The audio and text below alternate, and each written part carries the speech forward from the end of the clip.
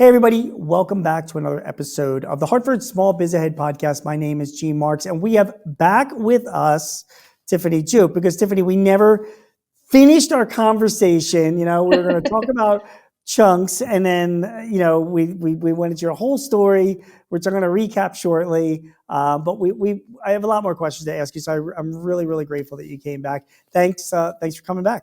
Yeah. Thanks for having me, Jane.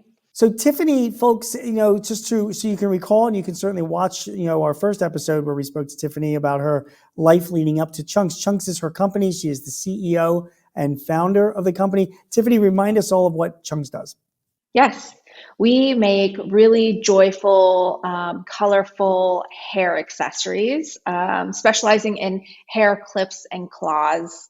They're made out of acetate, which is actually a bioplastic, and it's has a much shorter lifespan than conventional plastic. We also very much care about being proudly made in China and dispelling negative stereotypes around that, and just talking about responsible manufacturing. Good. Okay. Website is? Chunks.shop. Great. You have a new podcast as well. Do you want to tell us something about that? Yeah, we've been doing the podcast now. I think we're around 30 episodes. Okay. Every week. Yeah, but we recently just rebranded. It was called The Clip Show. We changed it to Chunks Chats just because I feel like it should be very obvious and have chunks in the name, and it's exactly what we're doing. We're just chatting with chunks. So Makes sense. Makes sense. so yeah, it's still kind of in its evolution. I feel like a podcast really finds their voice, over a period of time. So we're in that evolution of finding our sweet spot. But a lot of the episodes are about growing a small business. There are a lot of interviews with other founders, and also just sharing about our journey growing the business. That's great. That's great. It's very similar to this. I mean, we like to talk with, smart founders like yourself about the experiences that you're having, and advice that you have, for our audience as well. Mm-hmm. So let's get into it. So first of all, okay, so just as a recap, we have Yes. Tiffany Ju going to college at Parsons, graduating with a degree in fashion design, right? We have you starting an Etsy business all the way back in 2012, dyeing tights and other materials in your apartment in Atlanta, I believe, at first, Mm-hmm. right? And Yeah. terrifying all of your neighbors because God knows they didn't know what you were doing in there. But it turns out you were just running an Etsy business, right? Yeah. Then you moved to Seattle, right? And Mm-hmm. then you wound down that business, Mm-hmm. between like 2016 to 2018. And Yeah. then you started Chunks in 2019, right? So that's where Yes. we are. And you Yeah. went to find a manufacturer in China. So let's first talk about that. I just want to, refresh. We'll overlap a little bit of what we talked about before, but I want to just ask you about manufacturing in China itself. You haven't visited your manufacturers yet. I think you had told me, but you were planning to. And is that Mm-hmm. still in the works? And give us an update on your partners over in China. Yeah, totally. Well, we actually just met them for the first time when they came to the States Cool. back in February. So that was surprisingly helpful, even just to get some, IRL, like face-to-face time Sure.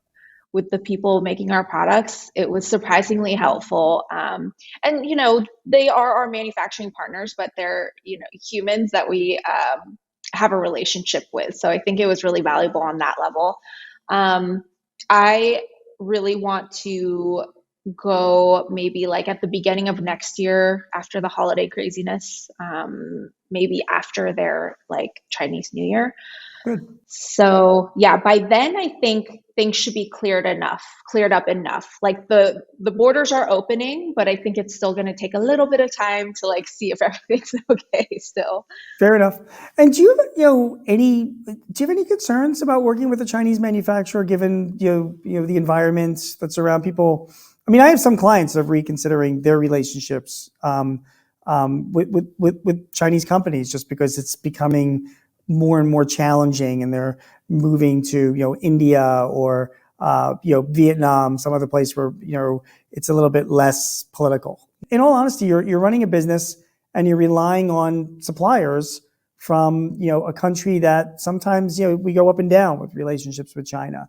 And I don't know if that Mhm. concerns you, if that, is a risk for you and your business. I mean, on a personal level, not so much. Politics doesn't really come into play. I mean, I think there is a line where it does come into play. Mm-hmm. Um, like there was kind of a controversy probably last year about cotton, Mm-hmm. about the region in China that produces cotton was basically using slave labor Mm-hmm. um, of the Uyghur people, and so a lot of the companies like Nike and Zara were boycotting sourcing their cotton there, and it Right. was just this huge thing. So I think like when it gets to that point, yeah, you can take a political stance, Right. but I don't see that kind of impeding or being a problem in my particular business. I do always expect and maintain transparency in the relationship, and so as long as I get that, then that's something that I can work with. You Okay, know. that's fine. Yeah, that's fine. Yeah, I mean, and I guess what I was getting at as well is, sometimes, there's tariffs are laid down, or there Yeah. could be a stoppage of trade in certain Right. products. You know what I mean? All these Totally. trade wars going on, and Yeah, I it don't is know if getting that. more expensive. Yeah, it is getting more expensive to Yeah, produce in China because China has become an economic power in the sure, world now, sure. and because they went through such a revolutionary industrial period, their whole country has really been lifted up, and now it's even harder to find cheap labor in China. So prices are for sure going up, and then supply chain like for all the freight Yep, costs are rough too. I think like it, sure, certain companies will definitely move just depending on the product and the industry that they're in, wherever they can find that competitive market. For us, we're still pretty committed to China because, I mean, really honestly, that's where hair clips are made. um, there are parts of Europe, I think, that still make hair accessories, right. but they're much more specialized. The price point won't be the same. The quantity, the types of supplies that we use won't be the same. So yeah, it really depends on the product you're making and the industry you're in. There's always like that tipping point, and we Yeah, just haven't reached that. So you're answering my question because my next one is going to be about, like, have you searched for alternate suppliers, or somebody as a backup just in case something hits the fan, and you have a problem getting supply from China. But from what I'm hearing from you is that for your particular product, hair clips and accessories like that, China's pretty much right now the only game in town. So you got to do what you got to do. Am I saying that right? It is the only game in town if we want to produce like at our price point, Right. with the variety that we have, and it's working for us now. I think the one snag that we've hit in the past year is that the number of factories that make our product is pretty limited, Okay. because pre-pandemic it was a pretty small business, and then I think I hopped on it in the beginning, and then during the pandemic, and since then, it's really, really grown into a larger industry, and and they haven't been able to scale those types of factories as fast as it's grown. Hmm. So our factories have gotten super, super busy. The turnaround times have just become much longer than they were in the beginning. And I saw this happening, and even like, a year and a half ago, I was like, okay, we need to start diversifying our factories, possibly our products. And that's tricky too, because then there's a lot of there you might find another factory, but then the supply chain is still really limited. Yeah. So yeah, that's definitely a real pain point that we're having at the moment.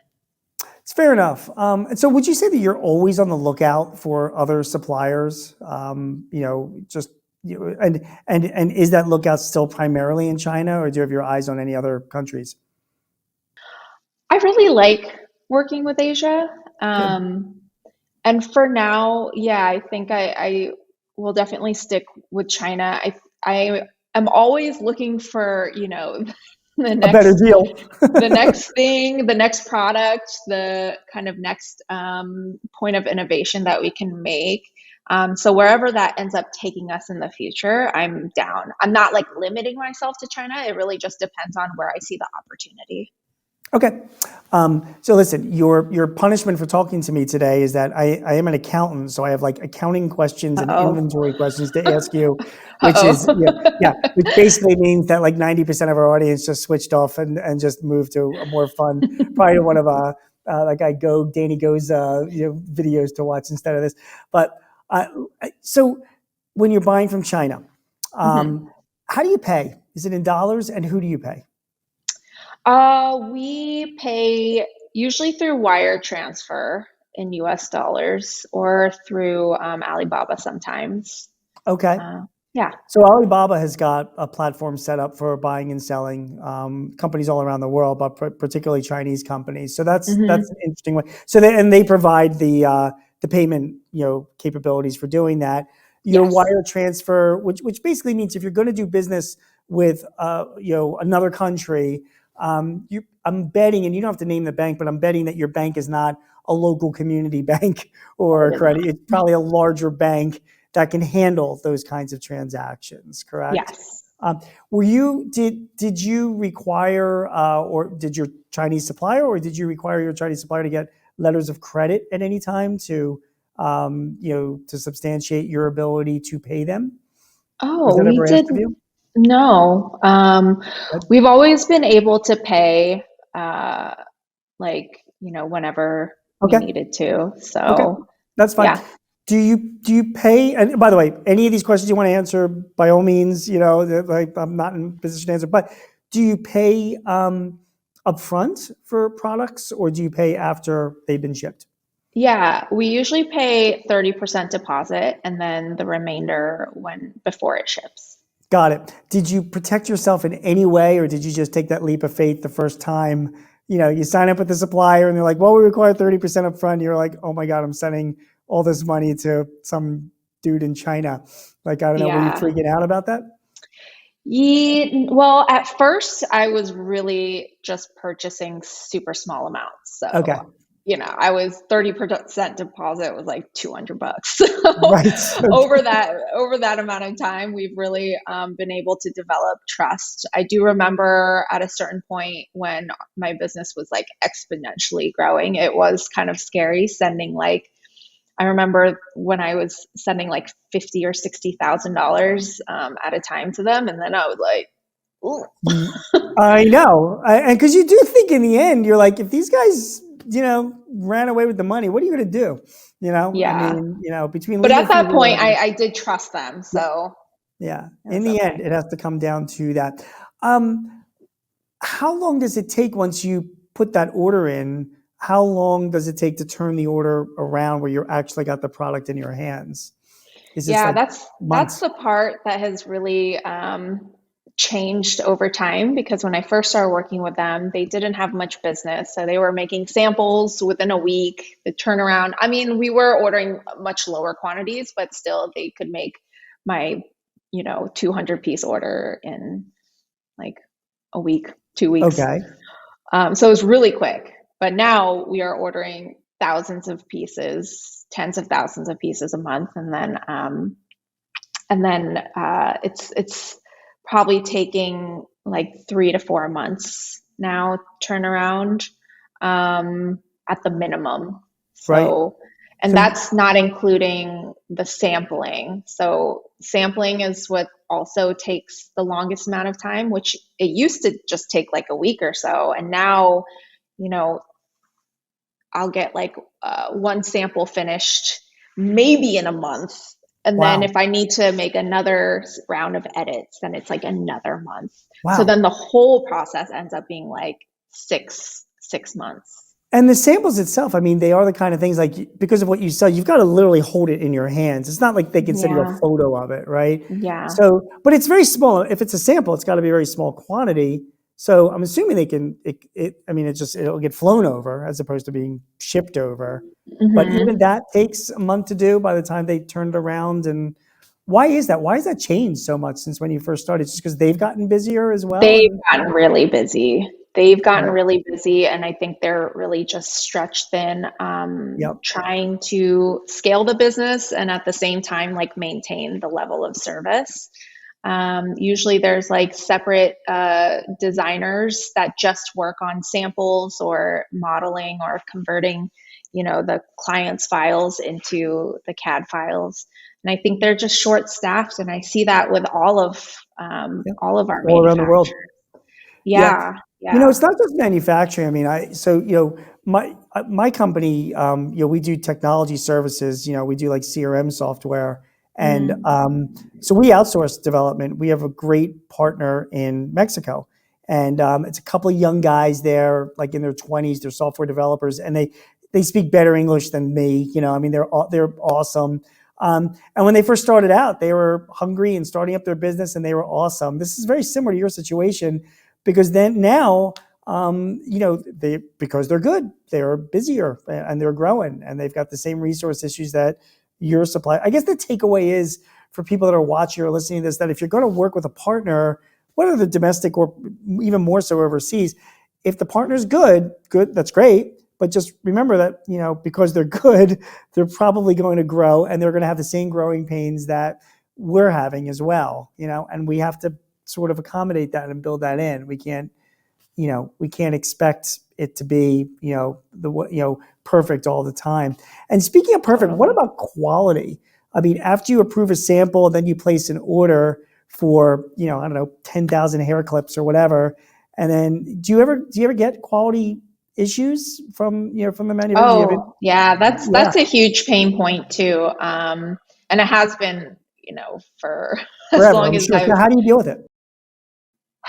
I mean, there's no real like great 100% way to deal with it. It's Right. There's more no just like silver bullet. managing it. Right. But it happens because our product is primarily handmade. And so Yeah. it really depends like who's on deck, who's making the product that day for that shift. Wow. And because the mechanics of a hair claw actually are like so subtle and you would never think because it seems like such a straightforward product. But You're speaking to somebody who has absolutely no clue about hair clips. You are looking at me right now, right? So you can feel free to be as detailed as you want. yeah, I mean but it is using like a spring or a lever Okay. mechanism, right? So there's a lot of subtleties in how that mechanism functions and like Yeah. the angles. And so we're talking like a matter of a millimeter can make a difference. And Jesus. when it's like being handmade, there's a lot of room for variance with just tiny, tiny measurements. Um, and so it's something that they're aware of too, and we just have to continue to like manage.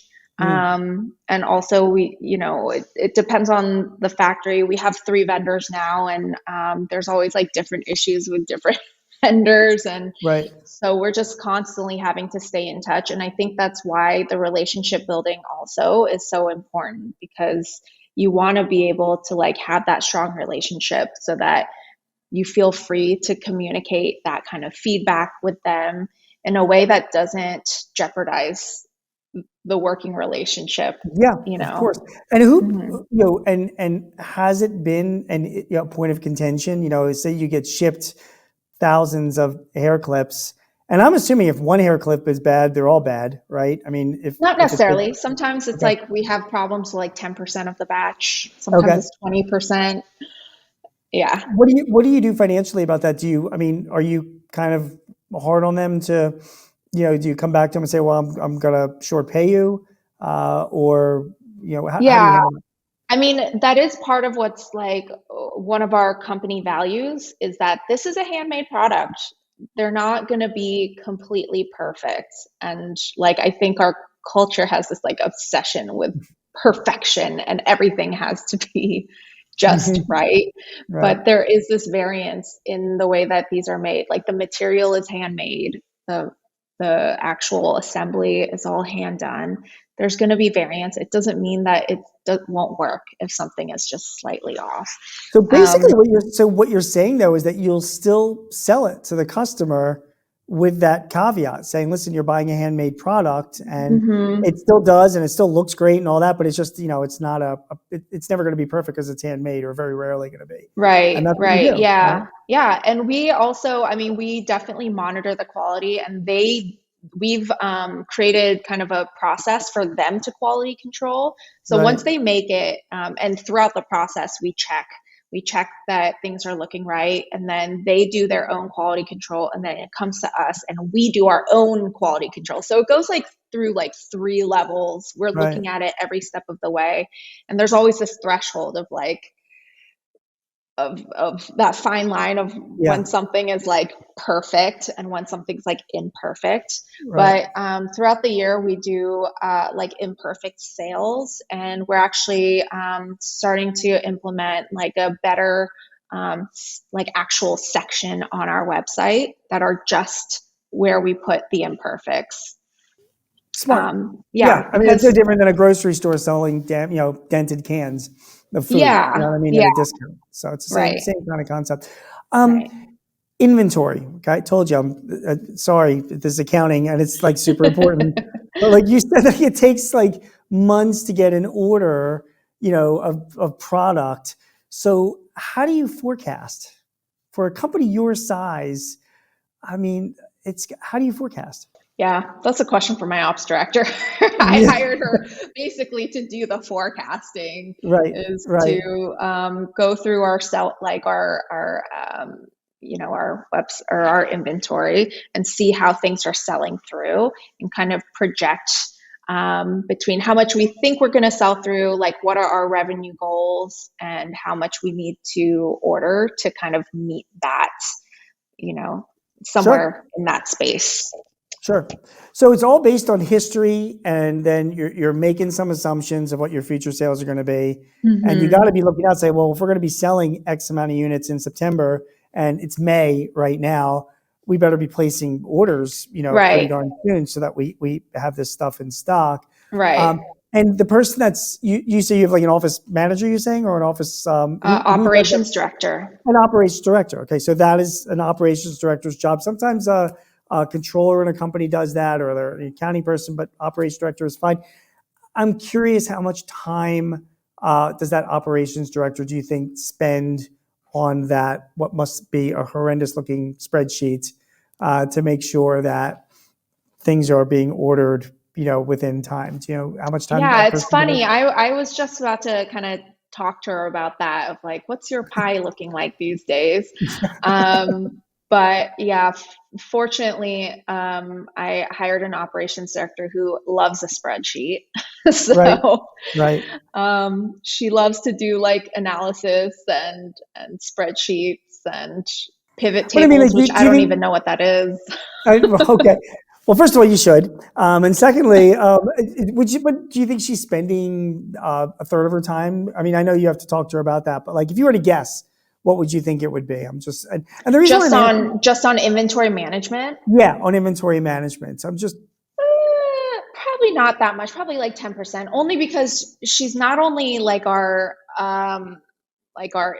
production kind of inventory manager, but she's also HR. Like I call her the ops yeah, director because yeah, she's, she does in everything. this small of a business, Yep. she does everything. So she has a lot on her plate. The reason why I ask you that, and I just want to make sure that we're clear for both, for our audience, is that, if you're managing inventory at this level and you've got overseas suppliers and you're dealing with these types of issues, somebody's got to take ownership of it.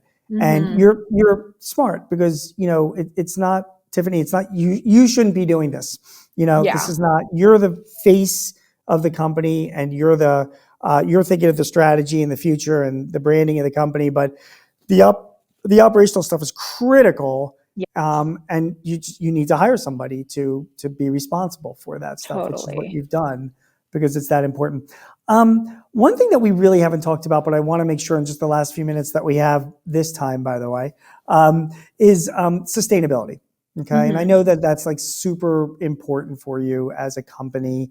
Um, you hear a lot about people running sustainable companies or sustainable products or whatever. What is that?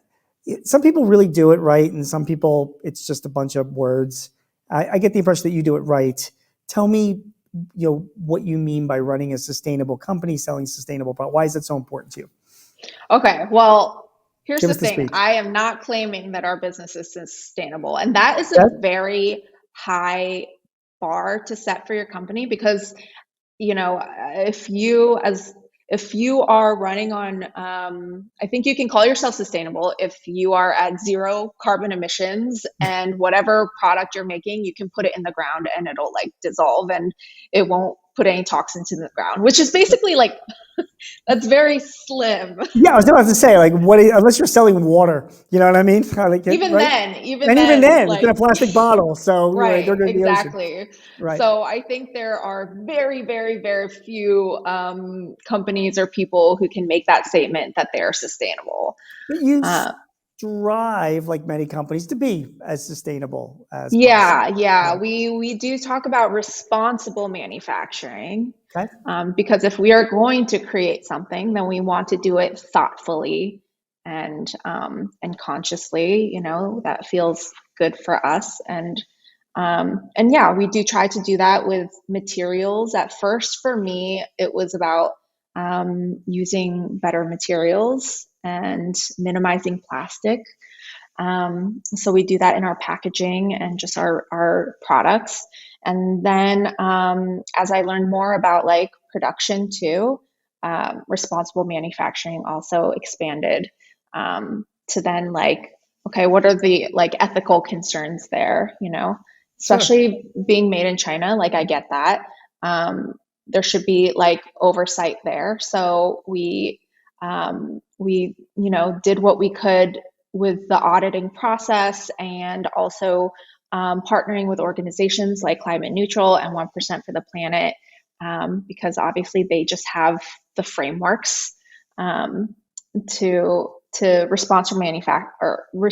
responsibly manufacture. I agree, and isn't it that making that commitment, it makes you be a better company, and then also it's a good to say it to the world and to the public that you're doing as much as you can to be that type of a company as well. Don't you think that's important for every business to do? I mean, for sure. For sure, we are we are in a climate crisis now. Yeah, So we all have to do our parts. I think we're still in this kind of late capitalist culture where it's still about the dollars. yeah. I don't think the existential threat has like really made its way into our psychology yet. Um, and also like just the evolution of like technology and products, the innovation, it's slow going. It's Sure.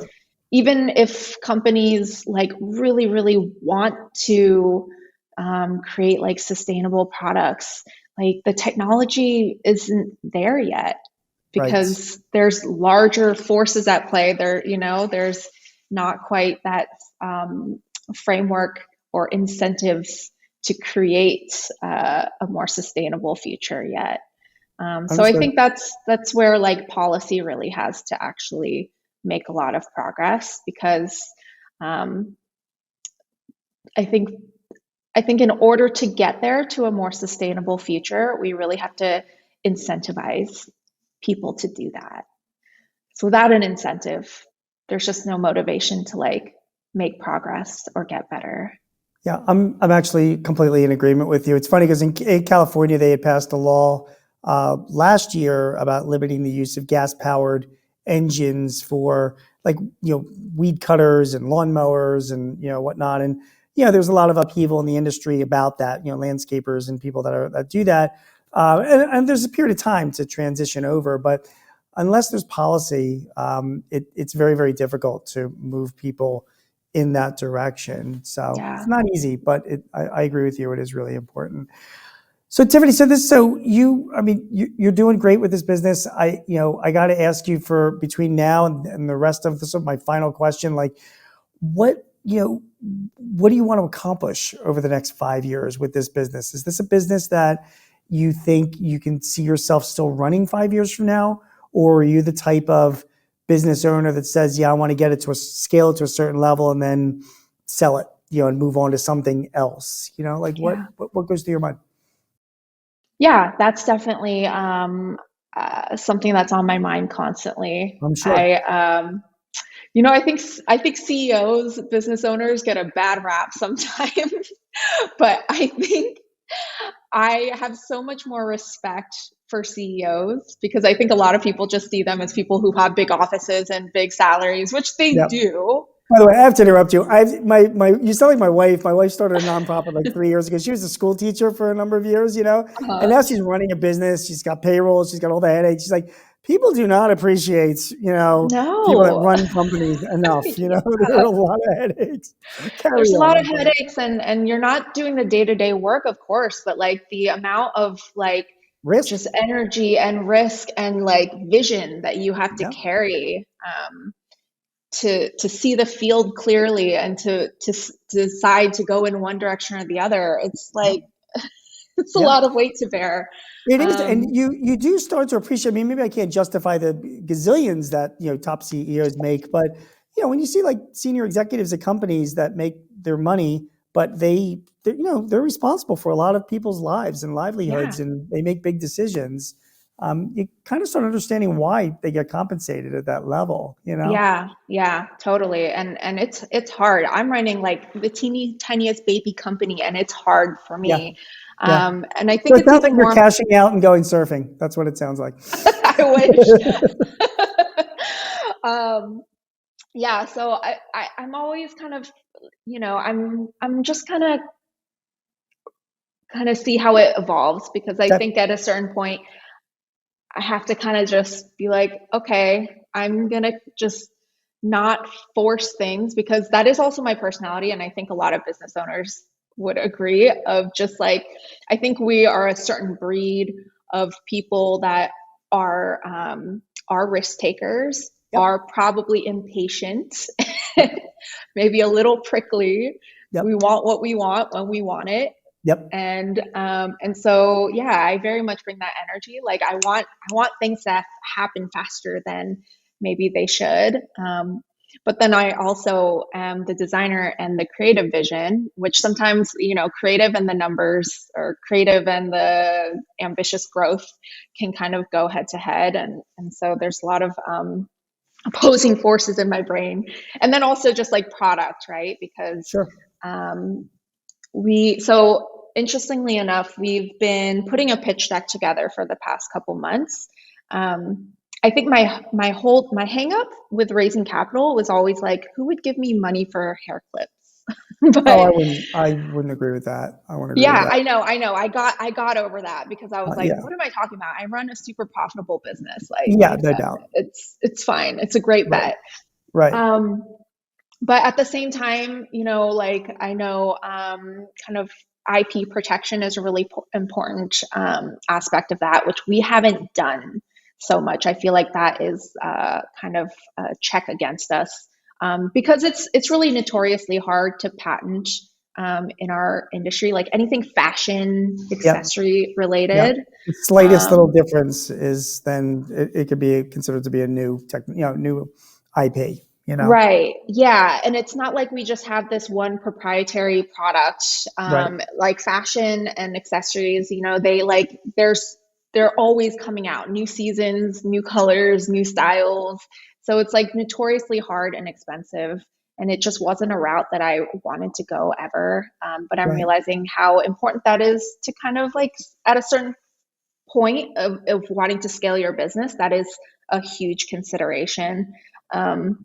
So I'm looking at that. I'm also looking at, okay, well, our brand, our strengths though, just like as me, as the founder, as where we're going to really like uh, have the most value is with the brand, because we are a super creative, unique, community oriented brand. And so let's get our patenting capability, like let's get that up to a workable degree, see what we can do with that, but then also just make sure that our branding and our brand equity is like fire. Good. So we're planning on self-funding some paid advertising, because we haven't, I mean, we've done like over 4 million with no paid ads up until this point. But I think we can start kind of trying to expand our brand awareness through some paid advertising, and then doing a big website and brand like refresh at the end of the year. So I think when we level up with the design patenting and the branding and the product assortment, we'll be in a really great place to raise if we want. Yep. I've talked to some investors already, and there's definitely been interest, and I think we could raise at this point, but I think we'll be in a better position to do it next year. I also think that we're right now in this weird time where there's like all this hype around startups. Yep. Like it's insane. It's Yep. startup insanity right now. Yep. And I think there's like a lot of glamour around it. Like, Yep. oh, once you raise capital, you've won. And that's Yep. just like, that's It's just not completely the opposite of the case. It's right. like Exactly. it's like, be careful what you ask for. You just got it. Yes. Yeah. Yes, exactly. Like if anything, it's just going to golden handcuff you. Yep. And I And think then you're like, bringing in third parties and other people into your business, and then they have expectations. So suddenly, it's other people's money. right, So right. it's hard. And especially as a creative, I want the freedom to run my business the way that I want to. Of course, of course, And I of course. don't want to have to, yeah, I think raising money always, it will deeply change the way that you run your I agree. business. Well, And you've got a lot so, of decisions that you have got to make this yeah, year. yeah. My only advice to you is that when it stops being fun, that's when you're out of here. Mm, Okay, yeah. so just keep that in mind, because it is, you've grown it, you've done an amazing job with it, but it'll be a completely different business very, very soon, and you've got to decide whether or not you're up for that. Tiffany, thank you so much for all of your time. I've been speaking with Tiffany Ju. Tiffany is the CEO, co-founder, head of creator, chief bottle washer at Chunks. And Tiffany, give us your website again. It's chunks.shop, and our handles on Instagram and TikTok are also at chunks.shop. Fantastic. Your story is great, and we're going to continue the adventure together. I love talking with you, and again, all other areas. We didn't even talk about employees and labor and attracting people and getting the most out of them. We haven't talked about financing. We haven't talked about potentially bringing on investors. All in the future, I promise. Okay. So thank you very much. I appreciate your time that you've given us. Yeah, thank you for having me, Gene. It's a lot of fun. Hey, everybody, you've been watching and listening to Hartford Small Biz Ahead podcast. Hopefully you got some great information out of this conversation. I know I did. If you need tips or advice or help in running your business, please visit us at smallbizahead.com or sba.thehartford.com. My name is Gene Marks. Thanks again for joining us. We will see you again soon. Take care.